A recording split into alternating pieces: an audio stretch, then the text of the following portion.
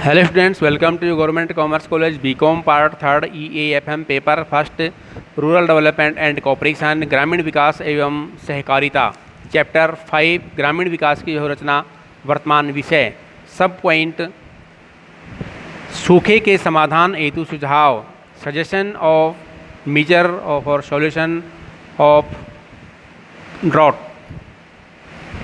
सूखे तथा अकाल की समस्या के हल के लिए अनेक सुझाव दिए जा सकते हैं, जो दो भागों में करके बताएंगे। जैसे नंबर 1 है अल्पकालीन, दूसरा है दीर्घकालीन।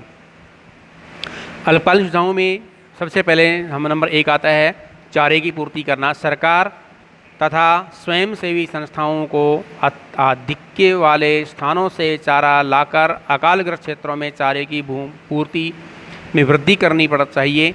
इससे लाखों पशुओं को मौत से बचाया जा सकता है।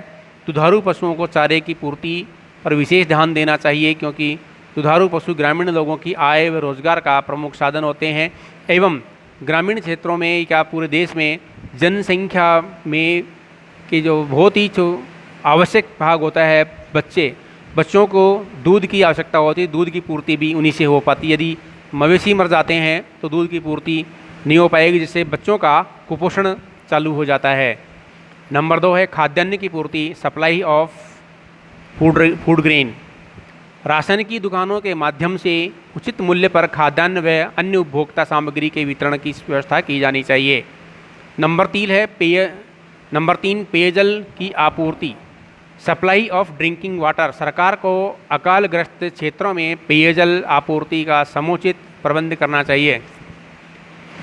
पेयजल का प्रबंध होने पर जन धन के निष्क्रमण को रोकने में सहायता मिलेगी। नंबर 4 है एम्प्लॉयमेंट, रोजगार। सरकार को ग्रामीण विकास से संबंधित कार्य शुरू करने चाहिए ताकि ग्रामीण अकालग्रस्त लोगों को रोजगार मिल सके, जिसके लिए पंचायतों के माध्यम से योजनाएं बनाकर ग्रामीण महत्व के रोजगार कार्यक्रमों को उपार्जित एवं आयोजित करने चाहिए। नंबर 5 है ऋण, डेब्ट। सरकार को अकालग्रस्त इलाकों में रियायती दरों पर ऋण उपलब्ध कराना चाहिए ताकि लोग स्वरोजगार अपना सकें। नंबर 6 है लगान तथा कर माफ़ी।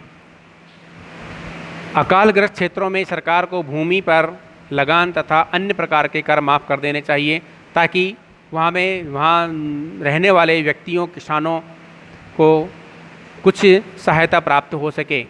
नंबर 7 है सहायता कार्यक्रम, असिस्टेंस प्रोग्राम।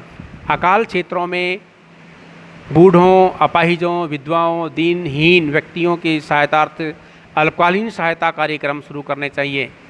और दीर्घकालीन उपाय है सेकंड टॉपिक इसका, जिसमें नंबर 1 है सिंचाई के साधनों का विकास करना।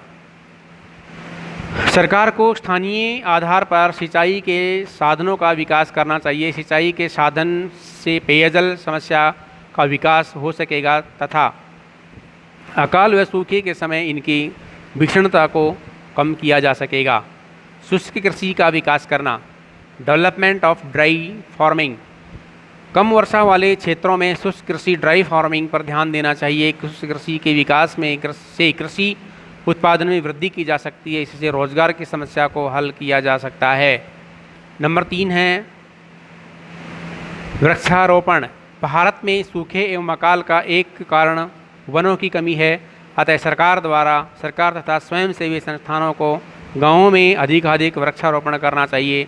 वनों की अंधाधुंध कटाई पर प्रतिबंध लगाना चाहिए, प्रभावी रोक लगानी चाहिए। निजी वनों के विकास को प्रोत्साहित किया जाना चाहिए। ग्राम्य वनों के विकास से चारे, ईंधन, पर्यावरण की समस्या को हल करने में मदद मिलती है। जनसंख्या वृद्धि पर नियंत्रण करना, कंट्रोल ऑन पॉपुलेशन। देश में तीव्र गति से बढ़ती हुई जनसंख्या पर नियंत्रण किया जाना चाहिए। अकाल की स्थिति उत्पन्न होने पर जनाधिक्य के कारण खाद्यान्न पदार्थों की कीमतें बहुत अधिक हो जाती हैं। जनसंख्या वृद्धि पर नियंत्रण स्थापित करके बेरोजगारी, भुखमरी इत्यादि समस्याओं पर काबू पाया जा सकता है। धन्यवाद।